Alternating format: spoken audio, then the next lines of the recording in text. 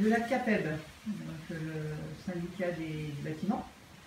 Là, on est au 4e jour de confinement et de l'allocation du président qui a dit qu'il fallait arrêter d'aller travailler. Vous en êtes où au niveau des entreprises du bâtiment et surtout quel est l'état d'esprit des artisans? Alors aujourd'hui, les artisans sont paumés, franchement, on ne peut pas parler autrement. À partir de lundi soir, le président nous a dit que les activités qui ne sont pas essentielles à la vie de la nation doivent s'arrêter et vous devez rester chez vous. Nous, on considère que nos activités ne sont pas essentielles à la vie de la nation. Nous ne sommes pas dans le secteur de la santé, nous ne sommes pas dans le secteur des transports. Nos actions ne sont pas vitales. Donc, on s'est mis en veille et on a dit à nos salariés, qui d'ailleurs avaient peur, parce que le président leur a dit que c'était la guerre et qu'il fallait faire attention. Les enfants de ces salariés ont peur pour leur papa, pour leur maman, et elles sont restées chez eux, confinées, parce qu'on a dit que les entreprises, toutes les entreprises, c'était bien, c'est les termes qu'il employait, toutes les entreprises, il n'y aurait pas de faillite et qu'il y aurait un système de chômage partiel. Donc nous avons obéi tout simplement. Maintenant, au 4e jour, on est un peu perdu parce que les membres du gouvernement nous disent que ben voilà, il faut faire attention, il faut quand même aller travailler, il faut se remettre au travail, que les fournisseurs vont réouvrir, mais nos clients ne nous veulent pas.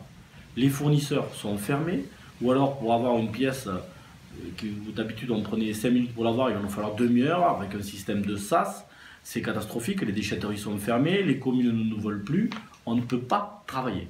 Donc je ne vois pas ce qu'on peut faire d'autre que rester confiné chez nous, comme nous l'a demandé le président de la République. Bon, là, vous êtes souvent en contact avec les artisans à ce jour. Le retour, c'est quoi? Qu'est-ce qu'ils vous disent de ces artisans? Alors les artisans appellent tous les jours, certaines toutes les heures, pour savoir ce qu'ils ont le droit de faire, ce qu'ils peuvent faire. Est-ce que la directe va les autoriser au chômage partiel ou non? Est-ce qu'on va avoir l'obligation de revenir au travail ou non? Les artisans sont perdus. Les artisans sont des gens qui sont autonomes, qui travaillent souvent seuls. 60% des artisans sont seuls. Et ils ne savent pas s'ils peuvent aller sur des chantiers qui sont inoccupés, sans personne, s'ils ont le droit, quand ils sont deux, d'être à plus d'1 mètre, comment ça se passe dans les véhicules. C'est trop de questions dont on n'a pas les réponses, quoi. Le problème, c'est que l'artisan d'aujourd'hui, c'est pas de la chair à canon. On nous a dit qu'on était en guerre, et maintenant on vient de nous dire qu'il faut aller au front. Mais nous, on n'est pas outillés pour aller au front.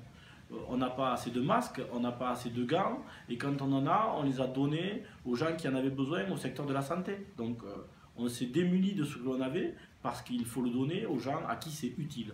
Donc nous, les médecins et les services de santé nous demandent de rester chez nous. Donc on reste chez nous, le président nous demande de rester chez nous. On reste chez nous, et maintenant d'autres ministres viennent nous dire qu'on n'est pas des bons élèves et qu'il faut aller travailler. Il faut nous expliquer. Il faut que le président nous regarde encore droit dans les yeux et nous dise ce qu'il faut qu'on fasse. On a obéi à ce qu'il a demandé, il faut maintenant qu'il nous redonne d'autres consignes pour que ce soit clair. Sinon, les seuls gens qui vont avoir du travail au mois de juin, ça va être les huissiers de justice pour venir fermer nos boutiques.